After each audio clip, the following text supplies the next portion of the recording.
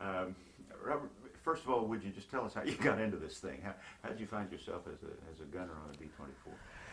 Well, of course, I was drafted in 1942, and I went to El Paso, and they asked me what I wanted to do, and my father said, "What you do if you have a chance to ask them, tell them to be a cook in the infantry." Said, "You won't have to fight much." And I said, "That sounds good." And they asked me, I said, "Well, I'd like to be in the infantry. I want to be a cook." Well, I wound up in the Air Force, and they sent me to Kearns, Utah, and they gave us all those tests, like they do everyone. They said, "Oh, you qualified for aircraft mechanic and controller or something." I don't remember, and I didn't want any of it. I didn't know anything about it. And I started to the mess hall, and the sand was blowing. It must have been blowing 50 miles an hour. And I saw this lieutenant standing on a box talking to about half a dozen GIs. And I walked over there, and he said, "We're just getting the blank kicked out of us all over the world." Said, "We're in desperate need of an aerial gunner, of aerial gunnery." And he said, "You'll be a staff sergeant, buck sergeant in 5 weeks, and a staff sergeant another 5 weeks, flying pay." And he said, "Now there's a rumor going around that the life of an aerial gunner is 3 seconds." He said, "That's a bunch of baloney." He said, "It's 17. I said, "Put me down." He said, "You sure you want to?" "Yes, sir." That's the way I got in the Air Force. All I ever wanted to be is a cowboy. When and where did you wind up in European theater? I was sent to Tucson, Arizona, in the 389th Bomb Group, and we had phase training there in Biggs Field, Lowry Field, and Lincoln, Nebraska. And then we flew the plane, the whole crew, and to, I believe it was Prestwick, Scotland, and then we went on into England, Hethel base there at Norwich, and that's where I was operating from. How many missions did you fly? I flew 17, but it took me a long time to get back on that 17th one, about 3 months. 16 and a half. 16 and a half. Yeah. As this pilot once said, he said, "I have more takeoffs than I do landings." In your training, what kind of training did you get for the process of bailing out or crash landing and evading? I don't remember anything really about crash landing. They told us what to do in case of crash landing. But, of course, we did. We crash landed one. I can't remember the mission, but you want me to go into this? Please. I don't know, it's Danzig or Kiel somewhere. We got an engine shot out over the target, couldn't feather it, ran out of oil, and the thing is about to shake the wing off. And then another engine went out, so we only had 2. And we were coming back and just crossed the channel. I guess, I think we were 200 feet when we crossed the White Cliffs at Dover there. And the pilot told the co-pilot to feather, had 2 engines running, and one of them ran out of gas. Told him to feather it, and he feathered the wrong one. We were 200 feet high. I heard the pilot I said, "Get out of that nose, we're going down." I was in the waist, and I was looking at the waist one, and those old lady about that plane is sitting at about 15, 20 degrees just coming in. I thought, my goodness, and he finally straightened it up, and we landed in a beat field. And I was all tangled up in my intercom lines and everything else. I stand up at the waist when we went in, and the ball turret gun was still down, and the dirt was just piling in there. But that happened all right.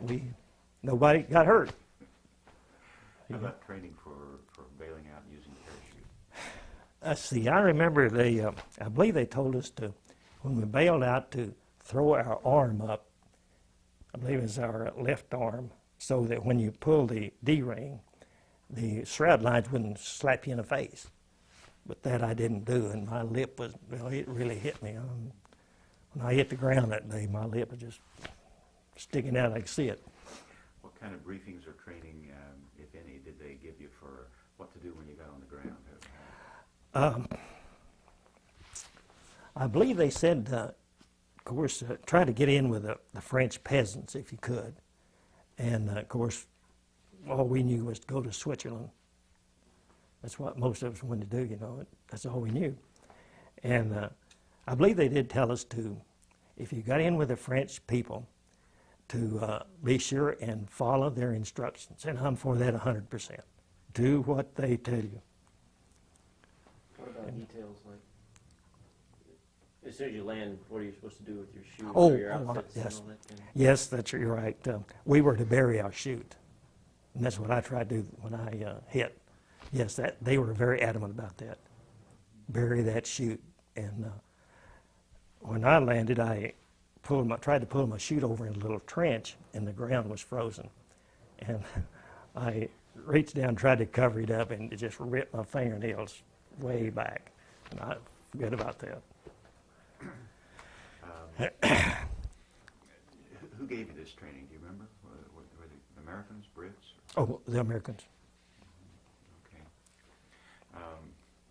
What kind of equipment did you have with you for surviving the evading? We had an escape kit, and well, I believe that's all I had is the escape kit. Of course, I lost that when I bailed out. I had it in my. We had, you know, our flying suits had those pockets. And I had my escape kit. You know, it's about 8 inches long. You know what escape kit? 8 inches long, 4 inches, 5 inches wide, inch thick. Well, I had it in there, and of course my pants was ripped off. Those pockets were ripped off, and I lost them. I didn't have anything. When I hit the ground, I had no escape kit. I didn't have anything. We talked earlier before we started taping, but what about weapons? Did you have any weapons with you? Not a one. Guns, knives? I had, yes, I had a gun in the plane, but I didn't have any weapons with me at all. You were kind of going over the story of the whole getting shot up and that bailout process. Could you go through that? That was my next Oh, time. I'm sorry. You're I'm bringing sorry. it No, up. we'd already talked about the bailout. Yeah, good. Oh, that's perfect. Yeah. Could we, if you would, just tell us the story of the day you bailed out and what caused you to have to do that? The mission was a chemical plant in southern Germany, Ludwigshafen. I believe that's the way they pronounce it. And we hit the target. Of course, we had quite a bit of flak, and I think we saw a few fighters, but we followed 17s into the target. I could see the 17s above us. The sky looked like it was black with blackbirds. I mean, the 17s hit it. And looking down, it looked like there was it was a strip there that was 2 miles, I'm just estimating, 2 miles wide and 5 miles long. Was a raging inferno. I mean, it's terrible. And we dropped our bombs and then started reforming, going back to England. And the navigator, the pilot, Captain or Major Colwell, called the navigator and says, "Give me a heading to England." And he says, "Sir, our instructions were to follow 17s back for cover." He said, "I'm not flying half flaps of those blankety blank 17s." Says, "Give me a heading to England." So we did. And I can see it now. I was at the right waist window, and I can see those 17s. We started veering off to the left. And I don't know, maybe 2 hours later, I think it's about 1 or 2 o'clock, I kept watching down. I thought, well, I was watching my watch, and I knew about where we should be. And I kept looking. I said, we should be over the English Channel. I had a candy bar in my pocket, and I was hungry. And then all of a sudden, I heard the top turret fire 2 short bursts, just brrr, brrr. And then FW-190s, of course, I found out later, hit us. I mean, they just poured those 20 millimeters right into the cockpit. And the whole plane just started mushing. There was a loud spewing sound. It, like you dropped all the flaps and landing gear, just kind of stopped, and everything had a tendency to move forward. And of course, I reached down for my chute, and my left arm I'd been shot in the head. It just useless. And I had to pick up my chute. Had those old hang type chest types, and they're hard to get on with 2 hands, plus your oxygen mask and everything else. But I managed to do it. And I glanced out the window. Now, this all happened, I'd say, within a period of 6 to 8 seconds. I mean, it was fast. I glanced out the window, and the number 4 engine, I believe, and the wing tip was out there. It already came off burning. The plane flipped over and went into a flat spin. And it threw me over to the left waist window. And I got my chute and my head out in the slipstream, and I couldn't stand it. I mean, the acceleration was so great, and it was like a siren going. It was going, you know, like that. And then there was a terrific explosion, and then it was deathly quiet. I couldn't see. It's black dark, and I knew I had to do something. And of course, immediately I reached up for my eyes, and my oxygen mask had been slid across my eyes. Probably ought to save my eyes. And when I pulled that off, then I was in the junkyard up there. There was flak suits and machine guns and pieces of that B-24, just a junkyard up there. Of course, I couldn't tell I was moving. And I looked down, and my pockets had been ripped off, and they were just a-flopping. And that's the only way I could tell I was moving. And I looked through my legs, and I see the earth down there kind of spinning. And so I started to pull my ripcord. And I had 3 pair of gloves on, and I couldn't. So I pulled my gloves off with my teeth, and then I pulled my ripcord. And that's a good feeling. It's like a big man grabs you by the shirt collar and jerks you across the room. But it sure felt good. And then I looked up, and there was a big hole in the top of my chute. I'd never seen the inside of a parachute. And I thought, goodness, I've gone this far, and they've shot a hole in my parachute. The little pilot chute was down in there. It'd wind up and then unwind. And of course, I realized that it was supposed to be there. And but an odd thing happened when I pulled my oxygen mask off my watch. Those little hooks on your helmet, you know, those air flaps. I had little hooks up there on my cap, and my watch hung on to that. And of course, I let her fall, I guess, to 17,000 feet. And about a week later, the Frenchman found it and brought it back, and the watch's still running. I still have it today. Took a lick at it. Could we go back just a bit, if we might, Bob, because young people who are getting ready for this kind of profession are often concerned about what it's going to be like in combat. How will I do? How will I feel? And so forth. When you got that training, first of all, about bailouts and evasion and so forth, how seriously did you take it? Did you really think it might apply to you? To be frank with you, no, not really, because I didn't think I was ever going to be shut down. That's stupid to say that, but you know, you just feel like it's not going to happen. And I know one time in Africa, we were in Africa on that, our group was assigned to Blue Estimation missions, and we had to load our own bombs. Of course, I had training on that. The bombardier did too. And you want me to go into this? And they came out and told the armor gunner and the bombardier to go out and load the bombs. I think it was loading 500-pounders. And McConnell, he said, "Sweatt, now you went to school on this." I said, "You did too." He said, "Man," I tell you, I remembered a lot. I wasn't sure that I should have paid attention in class, but you know those things, they told us that the heat of your hand would set the fuse off. So it's really something to think about. But we managed to get them fused. And the combat line itself, how frightening was it? How did you feel about it? Well, flak, I think, this is just a philosophy of mine, eventually it'll get you. If you keep flying, you're going to get hit sooner or later, in my judgment. But fighters, it was what we were really worried about.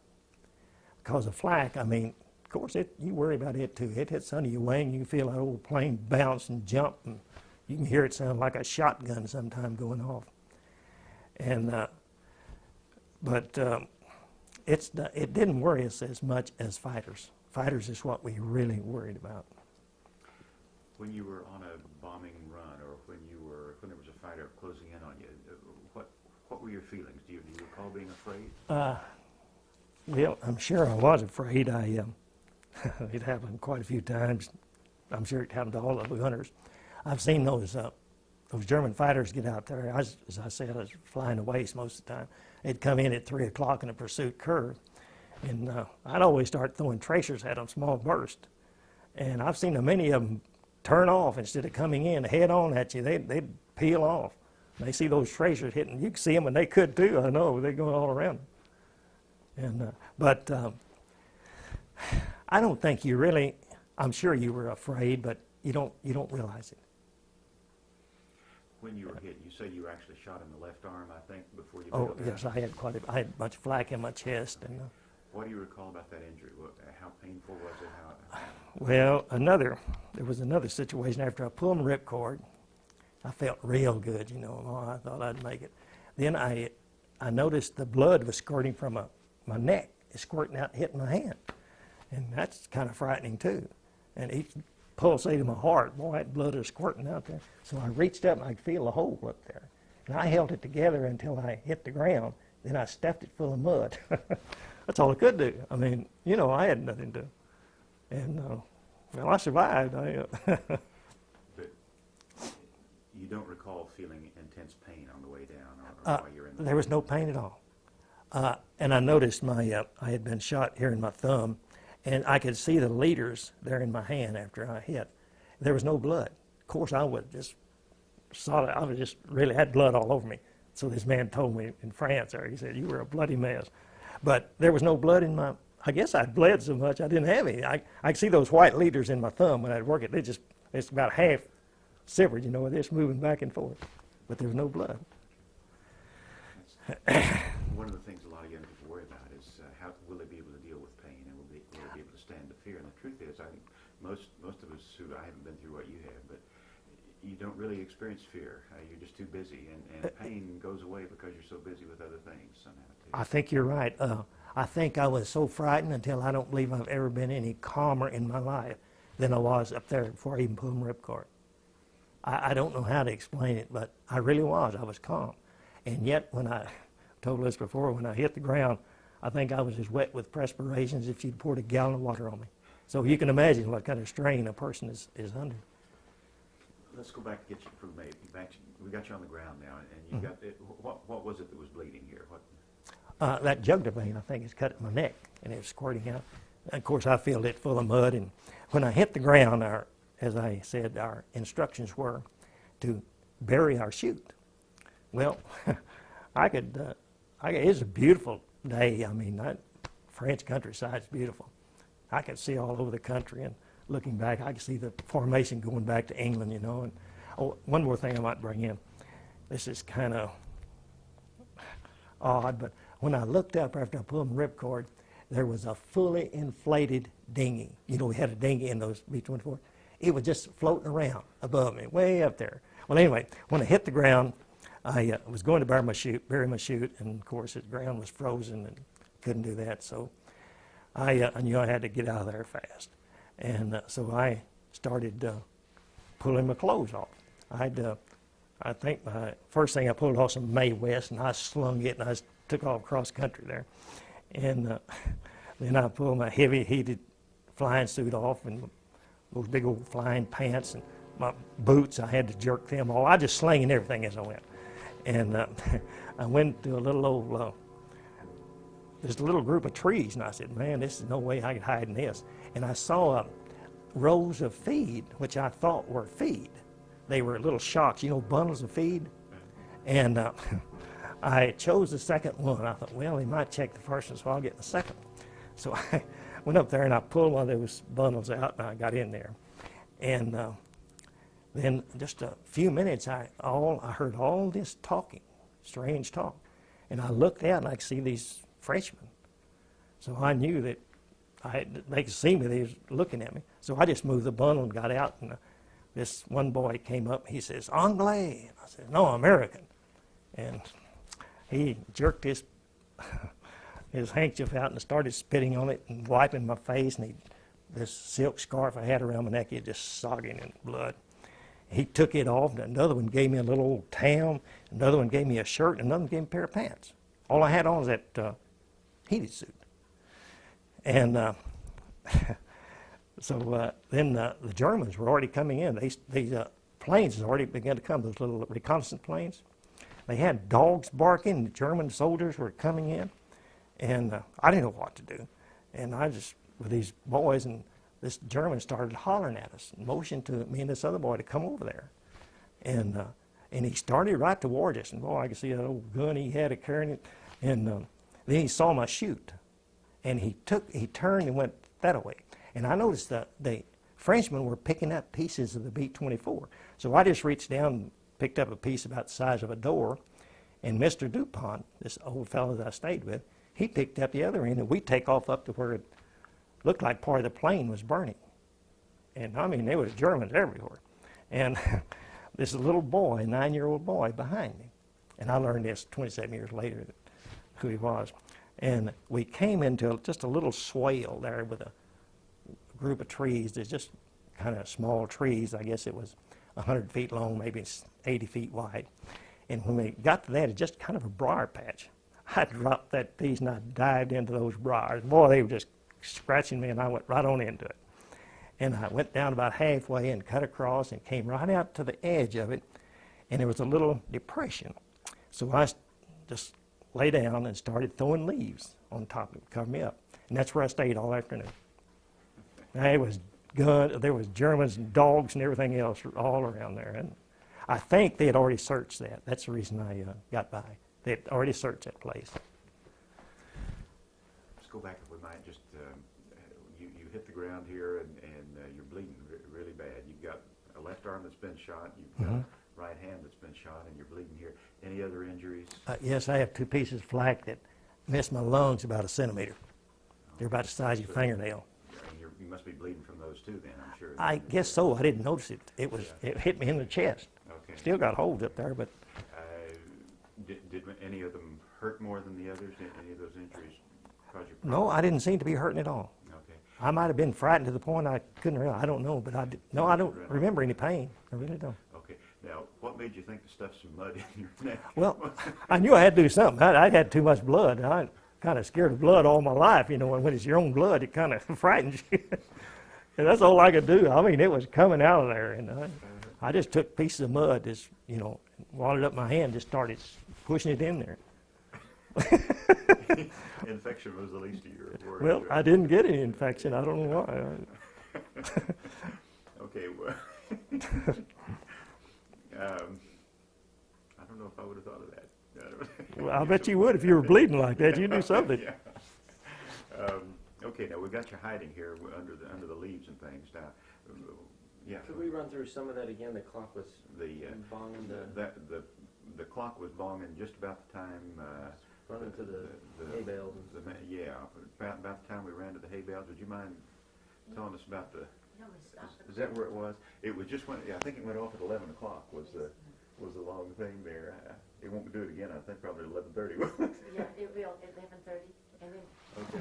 Well, We can stop that. There's We got you wired here. Just a second. Oh, it won't go off for another 25 minutes. Yeah, we'll be fine. We'll get it again. Oh, okay. There you go. Oh, okay. Jim, that was my chair here too. Do you remember where he was when the clock went off? Where were we in the story there? I think he was seeing the thing float, the dinghy floating Dinghy around above your floating head. Like kind of from there to the hay bale. Oh, yeah, the dinghy. Could we get from the Then, dinghy to the hay bale one more time? yes. You forgot about, your crew member that came down. Well, Okay. should I? That's a sad. That's sad, but. No, we'd like to very much. Tried to forget it for 60 years, but you never forget it. And stress how you feel. When I pulled my oxygen mask off, I told you I was in, you know, it looked like a junkyard. Well, about 6 or 8 feet away from him, the assistant engineer was falling on his back without a chute, and I could do nothing. I mean, it's a sad. Of course, I've tried to forget it for 6 years. You never forget something like that. I could see him as plain as I'm looking at you. And but anyway, you want to go from there back when I hit the ground? Please, Okay, I came on down. I hit when I landed. Of all the places to land, now this was in supposedly a plowed field, a wheat field, and they had left a triangular-shaped ground. I assumed it was too hard. I know it was hard, but they couldn't plow it. Where do you think I landed? On that hard ground. Well, anyway, and then I, of course, sprained my ankle, and then I couldn't bury my chute, so I knew I had to get out of there. So I started throwing May West, I think, is the first thing I took off. And I slung it one way, and then I took my heavy coat and threw it another.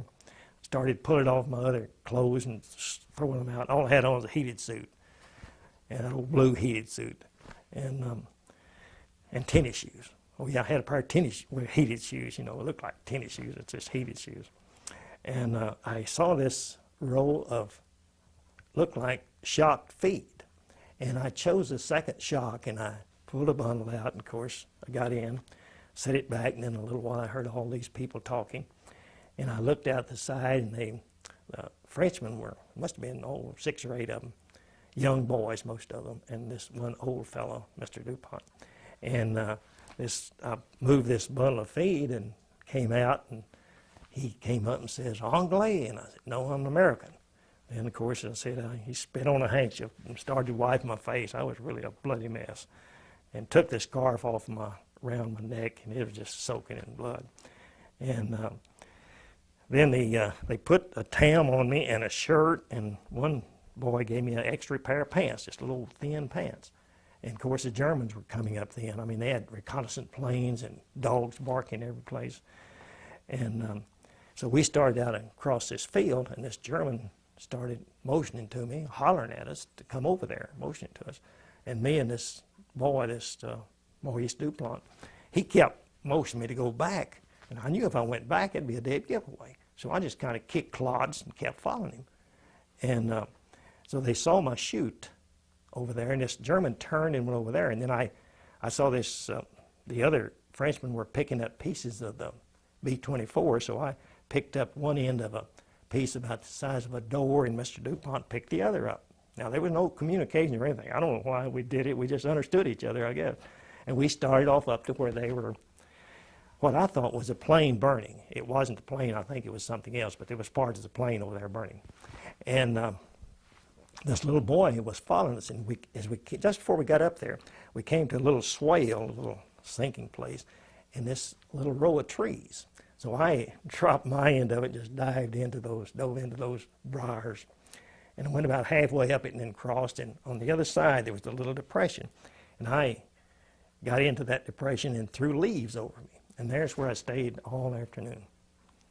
And cold and wet, goodness, it's just a terrible feeling. That's what we want to get to next. I'm going to pull that cord over your arm there, Robert. It looks like it's yeah. maybe bothering you a little bit. Oh, okay. We doing okay, Matt? Yeah. As long as we're straightening things out. Get it all over that way it'll hold it upright a little bit. Okay. There Well, I was there all afternoon. Of course, I kept praying for night. And it finally came dusk, and the sun went down at dusk, and it was getting late. And I thought, oh, I've got it made. And crows began to come in, and they could see me. They going, yeah, okay. I thought, my goodness, I've got this far, and they're going to give me away as sure as a whirl. But just a little while later, it was getting pretty dark, and I saw this Frenchman down there with this cart and this horse, and he kept just meandering around down there. I knew what he was doing. I said, well, that's the only way I'm going to go down there. I couldn't get up. I simply could not get up and walk. So I started rolling down this little incline, I guess about 150 feet, and rolling and crawling, and he helped me into the cart. And then we left and went up to his house there, and his son told me years later, he said, Sweatt said they were just, said you sat up there on that cart like a wooden Indian, and said we were just lying, this German soldier just lying down that highway. We went right down by them. So that's the way I got out of the field. What, do you recall anything else about that afternoon when you were alone before you rolled down the hill there? How'd you feel? Well, I kept thinking about my crew. I didn't see how any of them could get out. And that worried me more than anything else. And seeing Saunders, the gunner, the other gunner, falling like that, that you never forget something like that. And can you tell us what did happen to the other members of the crew?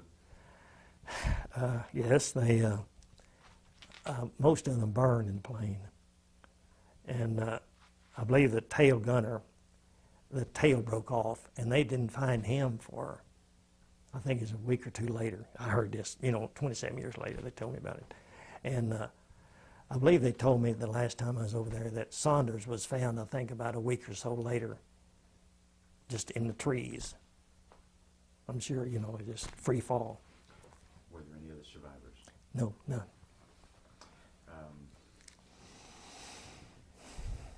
Okay, you rolled down the hill and rode like a wooden Indian in the town. What happened then? He said I sat up there on that cart like a wooden Indian.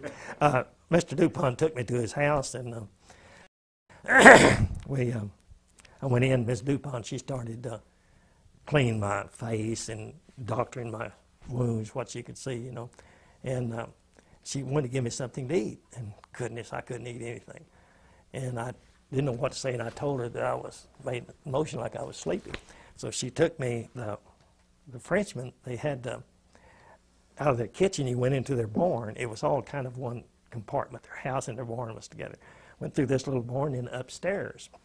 And I remember going up there and getting into a bed, an old bed, a real old one. And goodness, that's about the only thing I can recall, except a few incidents. I'd wake up at night, and I remember people around the bed talking. And I was starving for water, and I guess they brought me wine diluted with water. I must have got drunk or I'd have died, but goodness, that's a terrible feeling, not take a drink of water, You mentioned earlier that when you were out there, I think before he picked you up, before you rolled down the hill, being cold. Yes, I was. I was miserable. Yes, I was really miserable. There was ice everywhere. I'd covered up with icy leaves, and yes, it was. I was absolutely miserable. Could you do anything? Did you? Well, all I could do is work my toes and my hands to try to keep circulation. Okay. And why could you not stand up? I don't know. I could not. I was so weak I couldn't stand up. That was the most frightening part of the whole thing. I saw the man down there. I said, I'm going to get up now. It's dark enough. I couldn't get up. I simply didn't have the strength. So I started rolling down the hill. It may have saved you. You may have stood up and a German soldier see you. Well, it was pretty dark. It's possible, yes. Did you ever think about giving up? Oh, no, goodness, no. Never. Wouldn't have been any easy way to do it up there anyway. No, I wouldn't have given up for anything. Okay.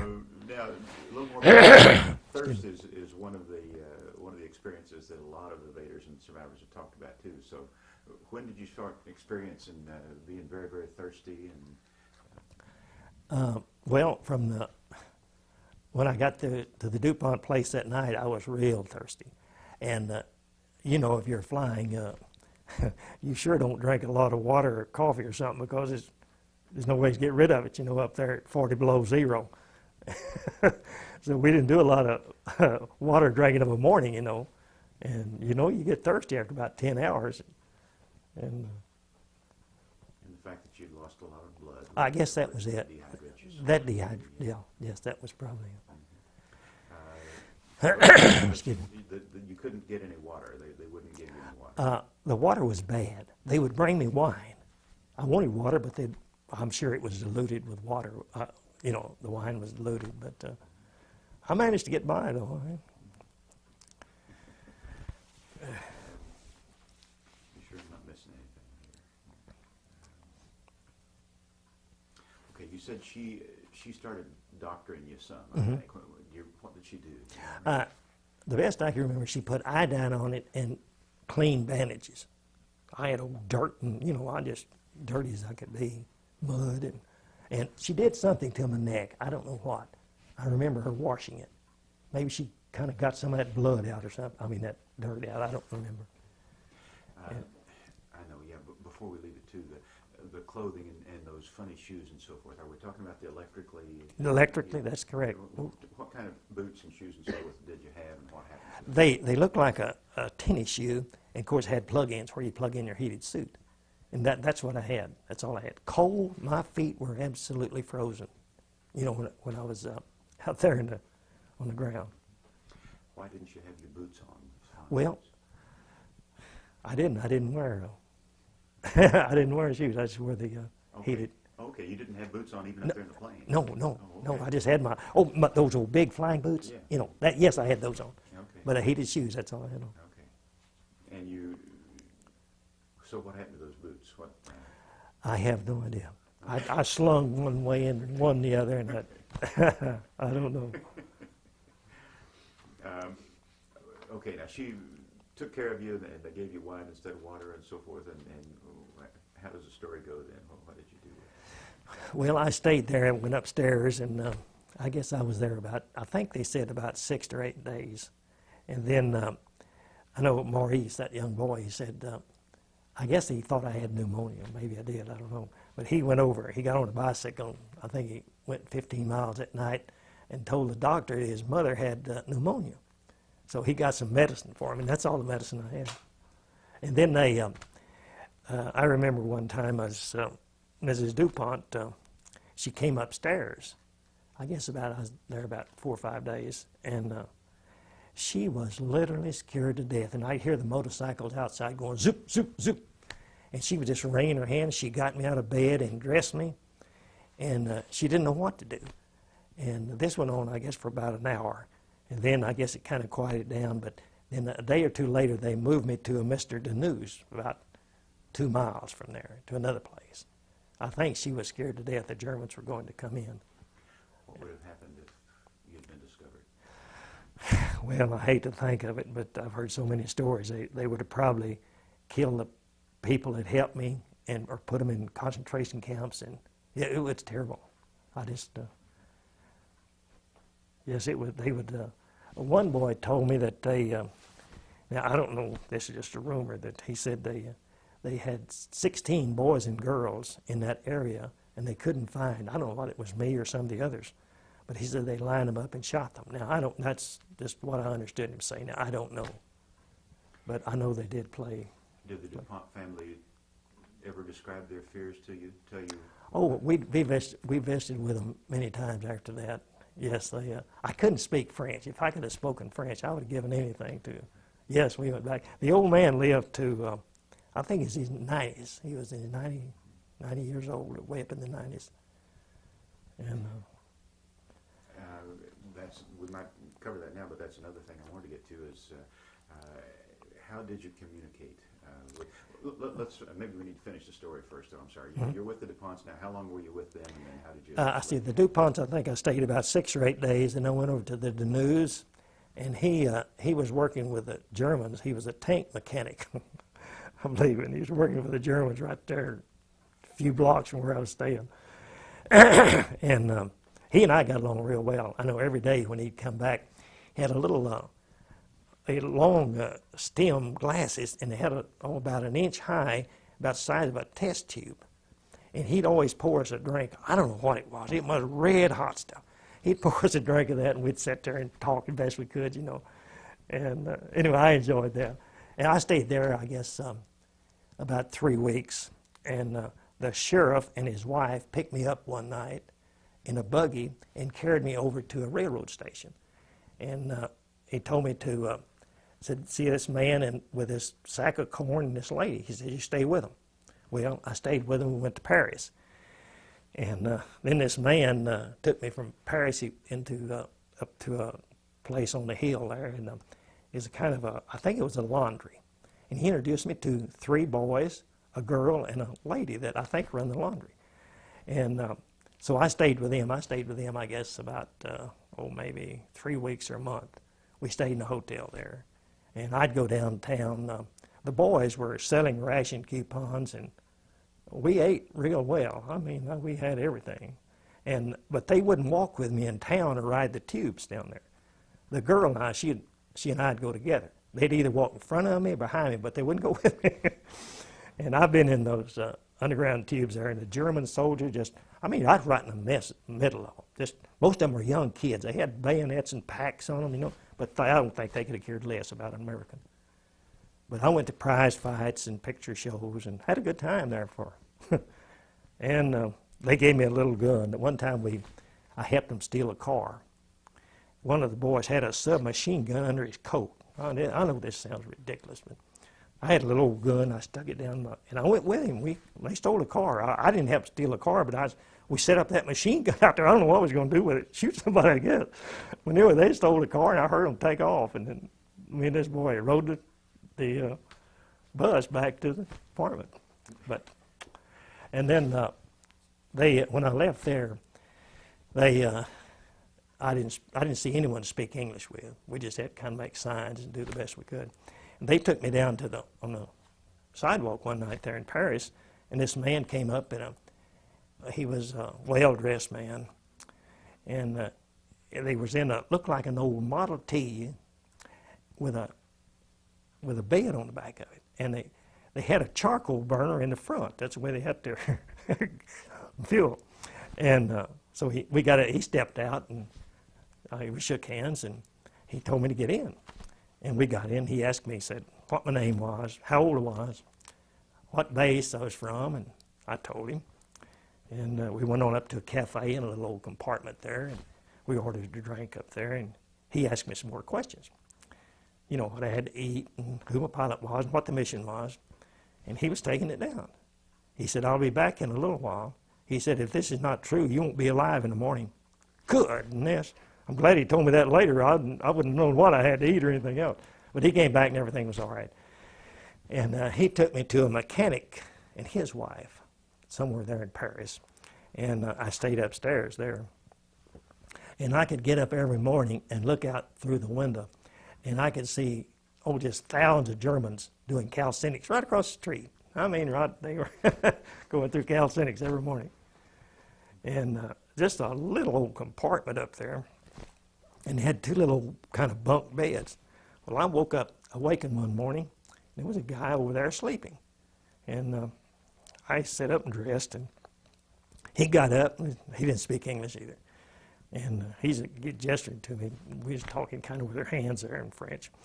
And he had guns and knives and hand grenades, and he'd tell me about cutting a German's throat, and blowing bridges, and now who he was, I don't know. He looked like old Ron Donnelly, used to be a movie star. That's who he looked like.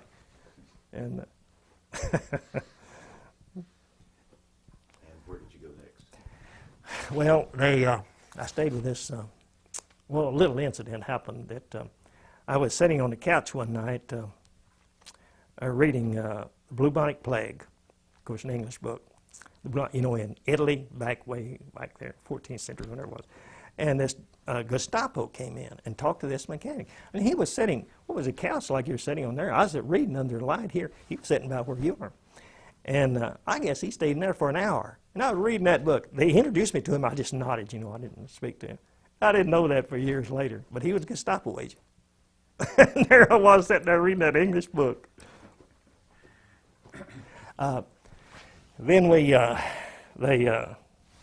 left one night and went to the railroad station to leave Paris. And B-17s bombed us that day and knocked the trains out. So we couldn't leave and started back. They stopped us. Gestapo SS troops stopped us, two of them. We were in the back of this pickup, kind of this old Model T I was telling you about. And this double agent, this Marcel Cola, I knew him as La Yvonne. Of course, they didn't give you any real names. I found out years later what his real name was. And he and I were sitting back there, and these two German Gestapo or SS troops. Well, one of them stuck a machine gun in their face, and the other had a flashlight, was sitting like you two are. And all I knew to do, I reached in my pocket and handed him my card. And he'd look at it, and he'd look at me, and he'd look at it. It said I was deaf and mute. And Marcel Cola, boy, he was talking a mile a minute. I don't know what he was saying. And this SS troop reached over, pulled my lapel off, and stuck it back. Go on. It's unreal. And then the next, I guess, maybe a week later, we went back to the station to leave, and this time I did. And Marcel Cola, he spoke fluent English. He says, Bob, do you see that man over there with the tennis shoes on with a little blue bag there? I said, yeah. He says, don't you get next to him, but you follow him. When he leaves here, you stay with him. And so in a little while, I said goodbye to them. And he picked that little bag up, and boy, I was right on him. And well, you can imagine this train station in Paris, thousands of people. We were going in and out, and I got about, I guess, 3 feet of him. So I wasn't about to lose him. And I kept looking back, and there's a bunch of guys following me. And we went down along the track and came back through 2 railroad cars and back in. I kept looking at them. They were following me. I think it's 6 of them. And this kid, he came up this, and he motioned to us to get in. And I was sitting on the right just as you go in the door. And the guy, they just piled in. Man, we were sitting there, and nobody said anything. We was eyeballing each other. And a little while, somebody said, "Got a match?" They were all Americans, shot in just like ours. Oh, man. And then we were going to Plua to leave, and we rode the train all night, and this man came through, and he told us the Gestapo was checking the cars above. We didn't have anything, no passports or anything, no identification cards. And one boy had an old rusty knife. He said, "Well, here's what we're going to," I believe he's from Brazil, down under, Australia. He was Australian. And he said, "Here's what we're going to do." He said, "You're over there on that side." He gave me that knife. He says, the one that comes in here, we're going to grab him, they're going here, and the other one we're going to give him, and you're going to stab him. Gosh. And I had that old knife, and I had the whole, I'll tell you, I was scared. My hands was just sweating. I guess I'd have done it. I know I would. That's all we had. But thank goodness it never happened. But that'll really make you think. And then we, Man, the clock is do what? 2 minutes for the clock. It was on that train just before we got to Plua. We were outside, just walked out on the outside of the cars. They had them parked. We hadn't gone in there. And this German walked up to me, of all the people, said, "Defense of Fumier." I didn't understand. Give me a light, And I didn't know what to do. And this Frenchman, he grabbed his Zippo, and lighted a cigarette, lit his cigarette. And but he hollered at me twice, "Defense of Fumier, defense of Fumier." I know what he's talking about. I just turned and walked off. This other man, thank goodness he did. And Okay. Okay. We're about to get a bong here. Yeah. double check. And me and this Spitfire pilot and myself, we Woodhouse, I believe, from Canada, he and I were together, and they told us, they said, "Now, just 2 of you, you go down this street, I think about 3 blocks, and cross over to this house and go in there." Well, we left that hotel, that cafe there, and Woodhouse and I went into this. It was an elderly lady. Gosh, she looked at me like she's 90 years old, but really nice lady. I think she was a nurse. And so she greeted us, and I think she gave us some drinks and eats. And she had one of these, I think they call it a range. It was an old cook stove, an old wood cook stove. And she pulled the pipes out, and we wrote our names and our address in there, and she put them in there and put it back together. And anyway, we stayed there. I believe it was that night. Sometime that night, late that night, they came and got it. They came in, and this man, and we went with him, and got into this this old truck. It was almost like a Model T. His name was Kimbrough, I believe. And he worked for the Germans in the daytime and the Americans at night. And he carried us to what was called the House of Alphonse. That was a place where we left. And of course, the BBC is the broadcasting station out of London. When the British pulled this boat in to pick us up, they would always announce, "Bonjour, la maison de Alphonse." I believe "Good day to the House of Alphonse." And so that had come over the intercom. Of course, I didn't know anything about that then, but later I found out. And they took us to this place, and I think we stayed there all day that night. And then the next night, I think there were, I believe it was 24 or something like that. I don't remember. Anyway, we started marching up to the coast there, to this schoolhouse. And So many incidents happened, but we were marching along, and we was going by this German barracks, and you could see the Germans in there writing letters. You know, it was at night. They had the lights on. And we were going on down, and we were in a line, straight line, this Frenchman was leading us. And he stopped always in the field. There's a briar patch on one side and a plowed field on the other, and it was dark. And we heard these Germans walking down there. And I mean, it sounded like a herd of cattle all of a sudden. We just broke. And instead of going into the field, I jumped into the briars. Oh, man, I had them all over my face. I couldn't get through there, so I turned and ran out in the field. Now, this all happened within just a few seconds. Now, you can imagine 28 of us. And we just, I guess I ran 50 or 100 feet out in that field, and I fell flat down. And it was deathly quiet. We heard these Germans, you could hear them walking, talking, you know. And one of them got up on a stump, and he was looking around. You could see, well, you could see him real plain.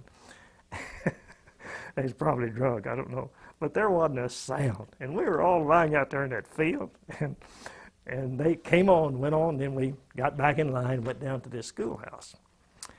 And I know this Canadian agent, DeMay, he was a little Canadian. He had a mustache. He looked just like a Frenchman. Of course, he spoke French fluently. He was a double agent with the Bonaparte line.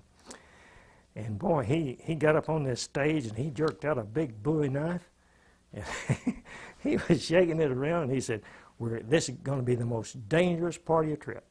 He says, we're going through a minefield about a half a mile or a mile through his minefield to the coast. And he says, I'm going to be up and down that line. He says, you hold on to the man in front of you, and don't you say a word, and you follow him. He says, we're going through a minefield. He says, anybody that makes any noise, I'm going to cut his throat. I believe him. Anyway, and then he said, when we get to this cliff, he said, it's really steep. He says, now what you're going to do, what you do, the first person will go down, and the other will put his feet on his shoulders, and you'll reach up and hold his foot. You'll catch a hold of his foot, and the next one will do the same thing to you, and that's the way you're going to get down that cliff. I think it's a 250-foot drop down there. It's a steep one.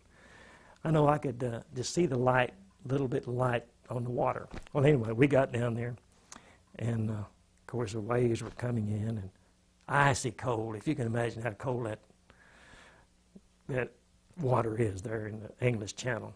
I don't know, it seemed like we stayed there for 2 hours. Then all of a sudden, those waves were coming in, breakers, and all of a sudden, these little boats came in, just kind of pirogue-like. Well, I got the last one. It seemed like all my life I've always been the last one to do everything. But I got in, I think it's supposed to hold 5 people, and I think it's about 8 of us in there. And I mean, the water was, it was in 2 inches at the top. And couldn't even get off the sand. I had to get out and wade in the water up to my knees to push it out to get it in the water. Me and one more boy. And then they started rolling back. It was black, dark, you couldn't see anything. And I don't know, it seemed like it took us forever. I think it's about 2 miles out. They had this PT boat anchored out there. And all of a sudden, you could see the silhouette came into view. And they had a rope ladder on the side. Well, it was on the left, and I was sitting in the tail end of this boat, and everybody reached over the boat. I thought it was going to capsize, and I go to the other side, and I had an overcoat on. Goodness, think about falling off in that water with an overcoat on. Finally, they got the rope ladder, and I got a hold of it. And we went up into this PT boat, and again, I was the last one. All my life, it seems to be the story of my life. And I don't know where everyone else went all over the boat. They took me down and put me on top of a big diesel motor in a box. And goodness, I could just barely get in there. And we sat there, and then they'd start those motors. They'd run them for about a minute, and they'd cut them off, and that thing would just rock. Start them up and cut them off. Start them up and cut them off. I don't know, it seemed to me like that went on for 2 hours. And then all of a sudden, boy, they threw those throttles wide open. I felt that old boat just kind of like he's taking off the plane, just almost came out of the water. This man came down, and this Englishman said, you can come out now. I went outside, and that was the prettiest sight I've ever seen. It was getting light, and that old PT boat was just sitting on that that wheel there, that rudder. I mean, boy, we were really moving, going back to England.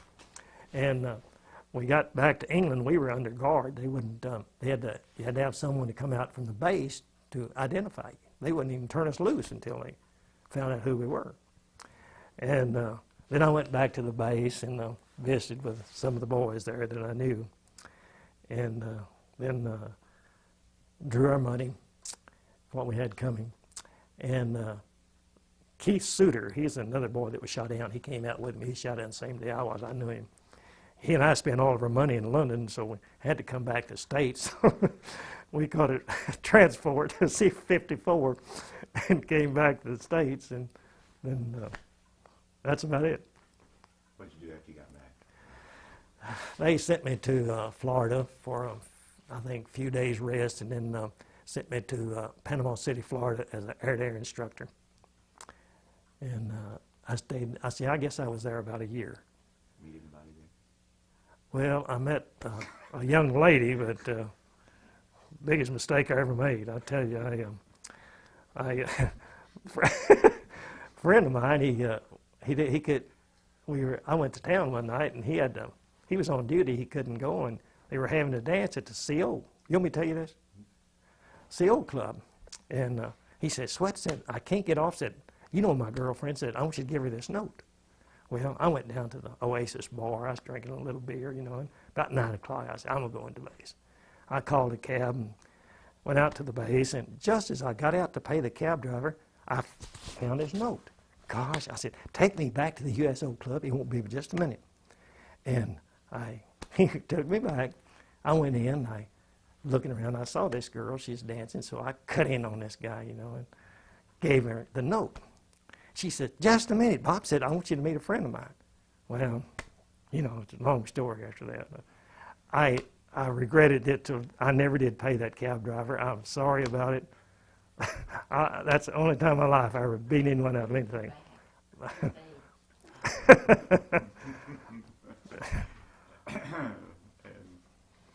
That's the beginning of another story. That's Another beautiful story. But it's amazing, isn't it, how things happen. Yes, yes. Do we have time to get into one of these areas? Yeah, 4 minutes. Change the tape. 4 minutes. Mm-hmm. Change the date. Do you mind if we change No, the no, tape here go in ahead. just a minute? Yeah. See you next Monday. Really a nice fellow, Clayton David. Do you know him? No. Oh, he's really a fine fellow. We're rolling. Oh, okay. We're rolling already. All right. We'd just like to know how you managed to escape being detected. What did you wear? What kind of identification papers did you have? Let me tell you a little story about the first identification papers. When I was in Paris, these boys that I was staying with, they took me down to have a picture made. Well, we went down to Paris, and there's this one boy with me, and the picture was in, say, a room like this, and do you know the way they took pictures, they put a hood, the man that took the picture put a hood on him, and you sit on a little 3-legged stool? Well, they set me over there on this stool, and he got down there about 20 feet from me, you know, he's going to take my picture. These 2 German soldiers came in, and he started hollering at me. And man, I started, you know, I know what he's talking about. And these German soldiers were just dying laughing. And this boy that I was with, he came over and he said, now, you know, I didn't know what he was talking. Maybe he said sit still or something. I don't know. But I was moving around. Those German soldiers were just dying laughing. That's when I had my picture made for my, what they call a papier d'identité. That's an identification card. And you had to have one. And when I was running around in Paris there, we had to be off the streets at 9 o'clock at night. I believe, no, 10 o'clock. And I know one time I went to a prize fight there, and I don't know what happened. The prize fight was over, and we came outside, and all just chaos broke loose. Everybody was hollering. There was German soldiers every place, and it's dark, and I started running across. I ran across a yard there. Is about foot deep in mud by myself right down in Paris. And man, I didn't know where I was going. I just took off down the street. And thank goodness the boys found me in about 15 minutes. But I don't know what happened. I mean, people were running and hollering and screaming and Germans every place. and we went back. But I mean, that's just an incident. I have no idea what was going on. Now, you had to have identification papers. Yes. So they made them for you soon after you arrived in Paris? Yes, they took your fingerprints and you had your actual photo. And now I had one. They took one in England and gave it to me in my escape kit. Of course, I had none of that. And yes, you had to have those. I was a deaf mute, which everybody was over there. That is so ridiculous. I don't know. And That's one. I was a farm hand, I believe. I see. Do you remember Roger? What was my name? Do you remember? No, but you're an agriculture worker. Yeah, I was an agriculture worker. I can't remember. Lucis, somebody, I believe. Jim, there are a lot of mute French people. I'm serious. You ask, they'll tell you. Yeah. Old Miller, I'll bet you he'll tell you he was deaf mute. Yeah, Ralph Patton was a mute. He was a mute salesman. Yeah. Oh, my. Yeah. Oh, But they goodness. didn't get- It's unreal. I would have supposed, they would have started shooting all the mutes or something. Well, you'd think so, but never did catch on. and I wondered how many people I saw in Paris that were shot down over there, running around those streets. And I thought I was the only person shot down in Paris. Goodness is full of us over there. One of the questions we always ask is the business about giving up uniform clothes to wear civilian clothes. Did you ever worry about being treated as a spy rather than a service member? Yes, I did. I carried my dog tags tied onto my shorts. I kept those with me. I still have them. That's the only identification I had. I just assumed that would be something to keep me from being shot as a spy. I don't know.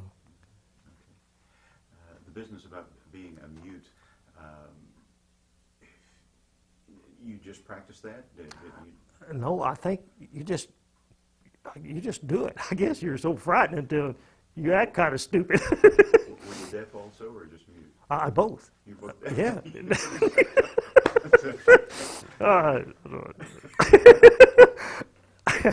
Seems like you talk all right to me.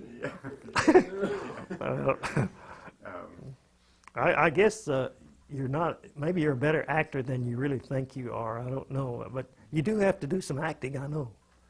You traveled around Paris by yourself sometimes? No, not by myself. I was always with this girl or those boys. Okay. Did they speak any English? No, no English. Okay. They knew a few English words, but it was four-letter words. That's. Did your training teach you any French vocabulary at all? No, I had a little book, but I lost it. I lost everything. So no, I didn't speak any. I picked up some French by just, listening. And how important how difficult was the communication with people in France? well, it seems like we got along pretty good by just sign language and the best we could do. We just make sign language for eat, and, Of course, I found out manger right quick, Avez-vous faim, and are you hungry, and, Do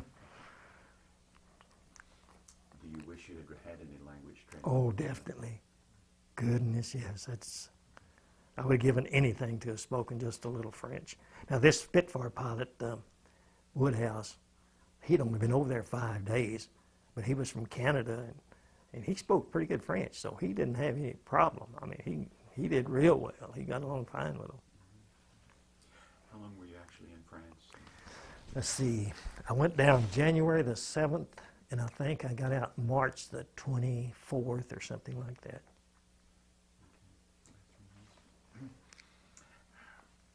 Dealing with the network, people often talk about their anxiety, their concern about revealing themselves to a native. In your case, there really wasn't any choice. You were dying off there. It sounds like until you rolled down the hill and Yes, I knew I had to do something. You didn't agonize over whether is this one a supporter or is this a collaborator? Well, I almost knew he was, but he was down at the foot of the hill, and he wasn't doing anything, he was just fooling around. I could tell that he'd been down there for about 15 or 20 minutes, just, doing nothing. Were you ever around any people you suspected might be collaborators? No, not that I know of. I was real careful. I didn't say anything, and. Okay. I kept my mouth shut. Yeah, okay. One of the things, when did you know for sure that you were in the hands of not just a friendly Frenchman, but you were in the hands of the underground? When I got to Plua, I was that long. Okay. And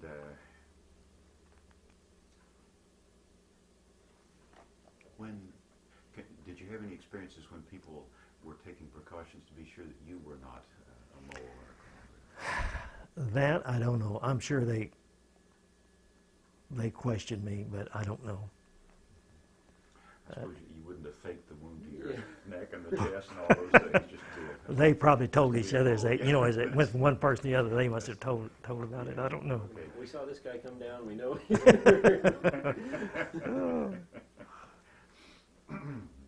Well, you said the one fellow, though, who, the well-dressed man Mm-hmm. who took you to someplace, bar Yeah. or something, and asked you a number of questions. Oh yes, it's Marcel Colo.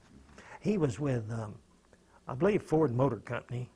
I think he was kind of acting as a double agent, because I know he drove horses to the little carts that they had races. Those trotting horses. I know he did that, but I think he was what you'd actually call a double agent, really, because the Germans thought he was working for them. I think. Well, it's also. Did you have any reservations about telling him all those things about where you were based? And so, No, not him. I didn't. No, name, rank, and serial number. You didn't. no, I didn't. No, I didn't. Did you have that kind of training though? Yes, they told us the name, rank, and serial number. But I thought that to me meant if the Germans caught me, the German army. That's. I don't know what I don't think I'd have told them anything unless they made me. Experiences with the underground and with other Americans. Did you observe any kinds of behavior among other, not just Americans, Brits too, or Aussies, that made it difficult, made their lives more difficult, or made yours more difficult? Or? Well, I didn't have any dealings with any of them. I was by myself until I got on the train. I saw no one, no American or anyone. Didn't hear any stories about Americans making life difficult? Or No. we have some things from members of the underground saying that Americans made their roles difficult sometimes. Now, some of them I think did. Some of the boys were kind of arrogant, which is plain stupidity in my judgment. Goodness, do what those Frenchmen tell you, And, Okay. Any kind of training or background that was especially helpful to you? Are you able to look back on anything that training you received, or just your own life experiences earlier that this helped you get through it? no, not that. Now, we had some speeches made by people who had been shot down over there, but they really didn't tell us a lot. The most they said was to follow the instructions. Try to get in with the French families, the underground. Of course, the underground is difficult to get into. I think all the Frenchmen knew about it, but nobody knew who to contact. And What was the toughest time of it all for you? goodness, I don't know. I'm thinking maybe that first afternoon. When you That would have been the getting on the ground. That's you've flown a lot. You can imagine stepping out up there at if you ever parachuted. Did you ever parachute out? I've asked myself many times flying in the States. I'd be sitting back. A lot of times we in El Paso, I'd sit at the back. They had a big old escape hatch at the back. It's about 3 feet wide and about 4 feet long that you bailed out, You lifted it up. I'd sit back there and hang my feet out in the slipstream and mark the bombs where the bombs were hitting for the bombardier in Albuquerque, New Mexico, And I've looked down at black dark. I wasn't very smart. Goodness, anybody didn't even have a parachute on sitting back there. Their feet. I don't know. People are, you don't have any sense when you're that age. And I've asked myself many times, man, would I have the guts to step out of this thing? I don't know. I know one time, right after I started flying Tucson, I was flying with Lieutenant Lacey, And we spent all afternoon. I think we got up to around 35,000 feet. It's about all that thing would go over the Grand Canyon. And I know Boyce Claire and I, we were in the back there. And we was cold, you know. We was looking out, number 4 engine started windmilling, feathered it. And, you know, I kind of shook my head. Number 3 engine started windmilling, feathered it. Boy, we picked up our chutes and rode over to the other side, you know. Here, number 2 started windmilling, and they feathered it. And they feathered number 1. And, boy, I mean, that old plane, she just came down at about a 45, just nosed over and started down. I was talking to the radio operator later, and he said Lacey was scared to death. Said, you are never supposed to feather 4 engines. He feathered all 4 engines, that B-24. We were way up there. But, boy, I don't know how far he fell. We must have come down to 20,000 feet before he got those things running. But I tell you, then I would have gone out. I knew something was going to happen. I need to pause here for a minute before we begin. We're running? I'd like to go back to that afternoon again. It seems like maybe that was in some ways a low point for you there. You grew up on a farm? Yes, I did. Okay. Had you been cold before? Oh, goodness, yes. I used to, it was 3 miles to the mailbox, and I'd ride a horse over there and with just a little old shirt on, that north wind blowing 50 miles an hour and ice cold. And I guess, I don't like to use the word, but I guess I was kind of tough because a lot of times I'd stay all night out in the pasture, you know, just, you know, I was a cowboy is what I wanted to be. Yeah, I had kind of a rugged life out there. Had you been hurt before? No, not really. Of course, I've been thrown off of calves and horses and everything else, but Never been shot before, though. Oh, no. No, but as I was telling you before, no, I didn't hurt any that afternoon.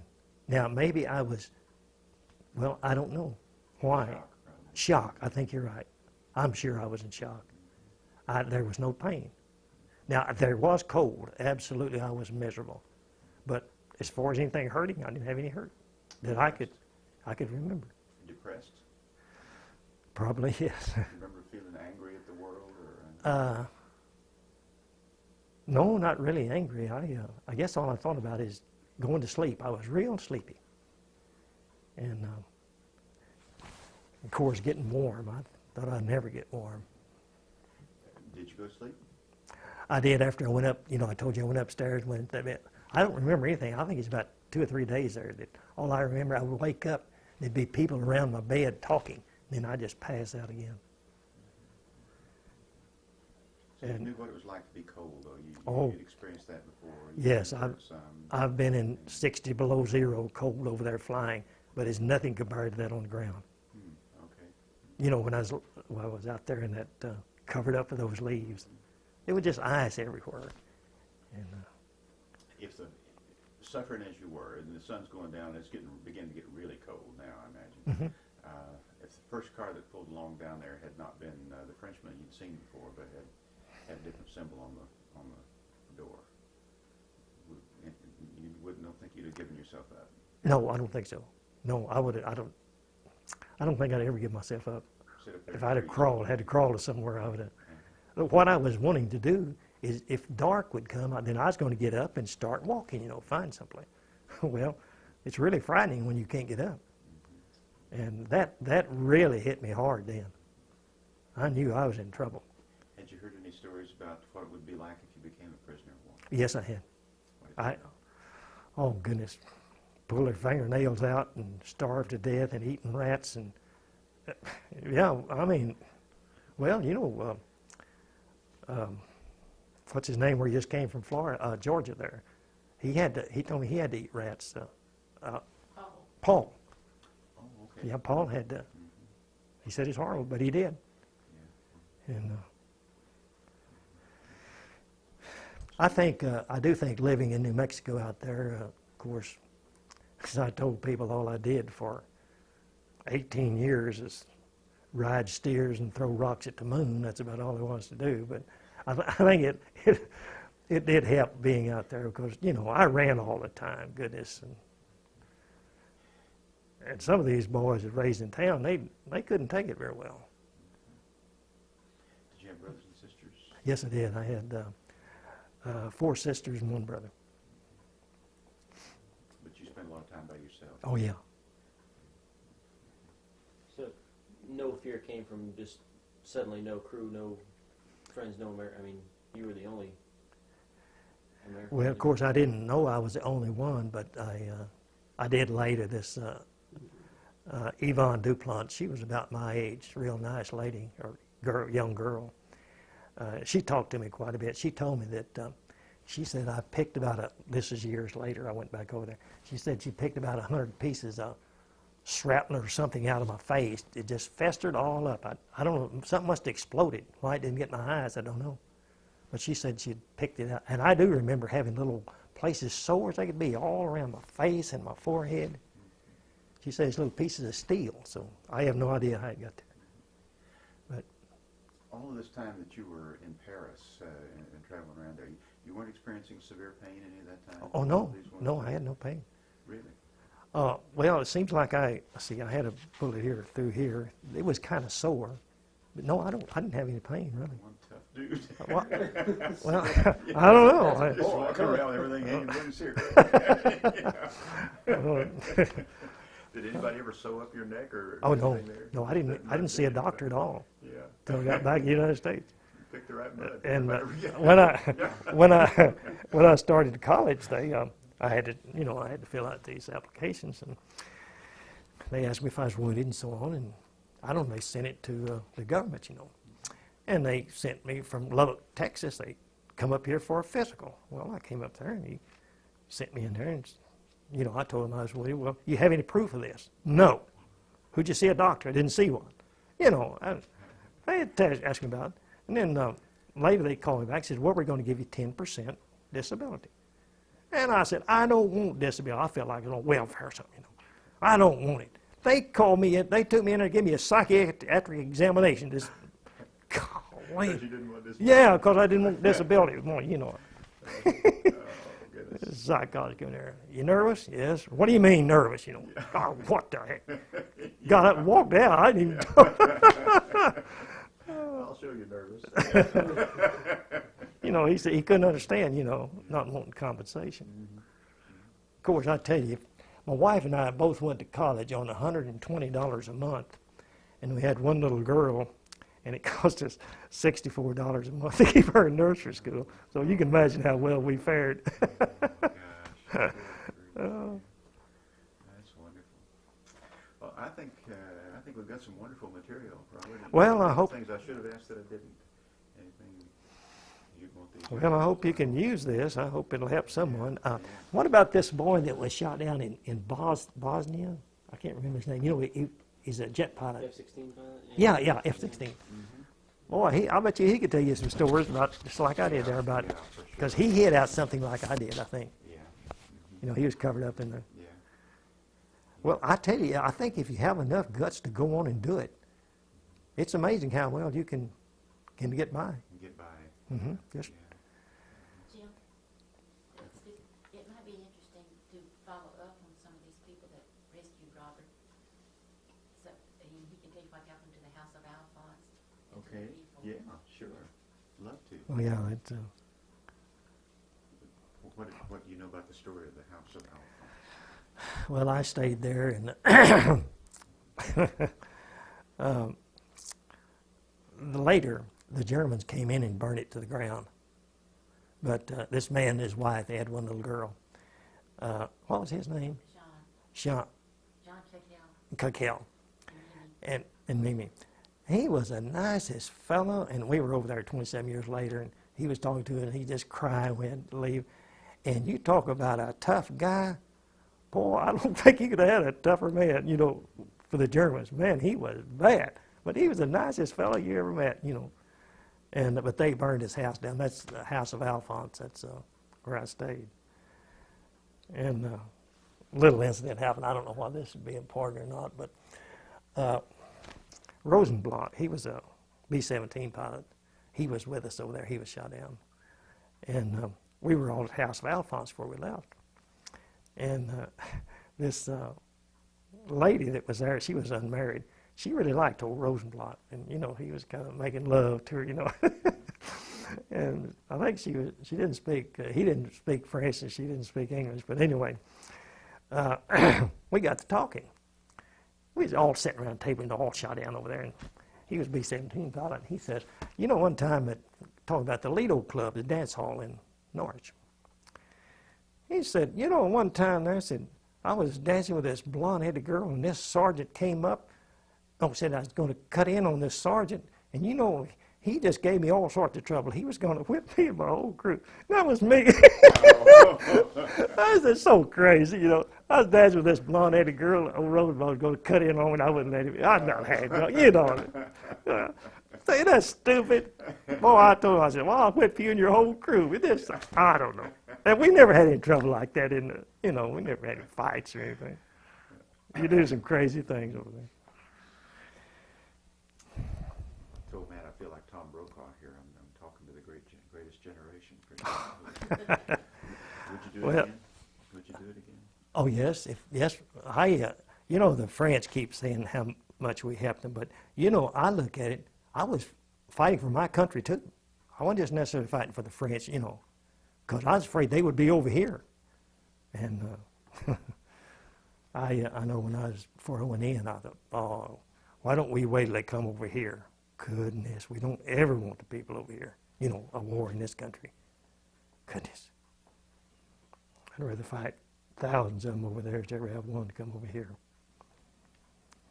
You'd do it again, huh? Oh yeah, I'd do it again. All losses.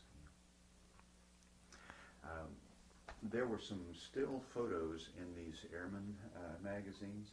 Would there be any chance that Matt could get a couple of still photos of some of those? There's a picture of you, I know, early on. That would be some... You want me to get them now? I'm sorry? You want me to get them now? Yeah. Oh, that'd be wonderful. Yeah, you're finished, aren't you? Supposed to, yeah. Yeah. Okay. Yeah.